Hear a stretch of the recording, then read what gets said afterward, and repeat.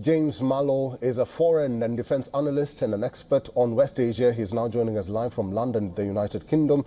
Mr. Mallow, welcome to the program. What is the lame duck US President Joe Biden doing by escalating tensions in the region and attacks on the Houthis in Yemen with the assistance of Israel? Good evening, Eric. If I may just correct you, I'm in Tel Aviv today. But to answer your question, the Americans have been carrying out attacks on the Houthis for pretty much a year right now because of the commercial shipping. So the Houthis in Yemen have been attacking the American warships and also commercial shipping, which is a vital point for world trade, as you know, going through the Red Sea or the other part going the other way via the Gulf of Arabia.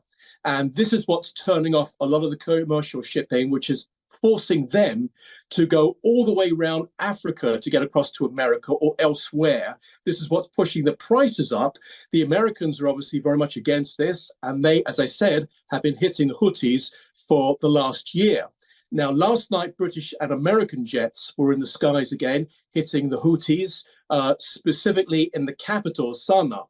And that was because the Houthis attacked Israel once again in the early hours of Saturday morning. There was about 13 or 14 people lightly injured from the shattering of glass. The Israelis did not manage to shoot down this ballistic missile. They said that they're familiar with this missile, but for some reason there was a technical glitch. They've since fixed it, and they're waiting for the next one.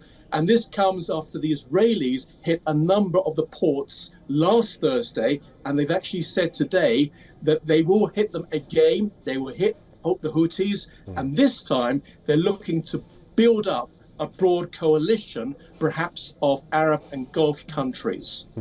Mr. Mallow, what do you make of Ayatollah Ali Khamenei's statement that Tehran uses proxy forces to wage wars? Well, they do. They've had Hezbollah, they've had Hamas, Islamic Jihad, they've had the Houthis, they've got various Shiite groups across Syria and across Iraq as well. Those are the ones who've been attacking Israel for pretty much the last 15 months. If I remind you, we're in day number 443 since October the 7th. That's approximately coming up on 15 months. And since the last 2 months, Netanyahu's government has had tremendous success beyond expectations, pretty much taken out the entire leadership, the military leadership of Hezbollah, has really hurt Hamas and Islamic Jihad. Now, they're still fighting inside of Gaza, but nevertheless, they don't have any rockets to fire again at Israel. Now it's the Houthis who are joining in, who are hitting Israel, and the Israelis are hitting back alongside the Americans and the British. So, but the Iranians are really hurting. And of course, Assad has fallen. Assad was one of its main coalition partner as such. And they're struggling. The Iranians are really struggling. And also their energy grid has been knocked out by the Israelis, and that hit several months ago.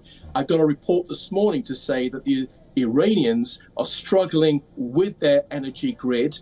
And this is as a result, say the Israelis, of the Israel strike, which was a couple of months ago. Well, I have to correct myself. I did say that Ayatollah Ali Khamenei did make a statement saying that Tehran uses proxy forces to wage wars. He actually denied this, the claim, saying that Tehran doesn't use proxy forces to wage wars. I don't know if your response will be different. No, so I thought that's what you meant, but I was just answering the question anyhow. And he said that for a long, long time, but it's quite clear, everyone in the region, if you ask the Saudis, if you ask the Qataris, actually maybe not the Qataris, because they're kind of in the middle, but certainly if you ask the Emirates, Oman, the Americans, the Europeans, pretty much the whole world knows that the Iranians have allied themselves with the former Assad regime, I should say, Hezbollah, Hamas, and the Shiite groups. And it is Iran who is the mothership as such, the octopus who controls all of this. And that's the reason why Iran is hurting right now, because, of course, a lot of these have been severely hurt and injured. All right, we'll have to end this discussion here. I've been talking to James Marlow, who's a foreign and defense analyst and also an expert on West Asia. Mr. Marlow, thank you for your time. Thank you. For all the latest news, download the WION app and subscribe to our YouTube channel.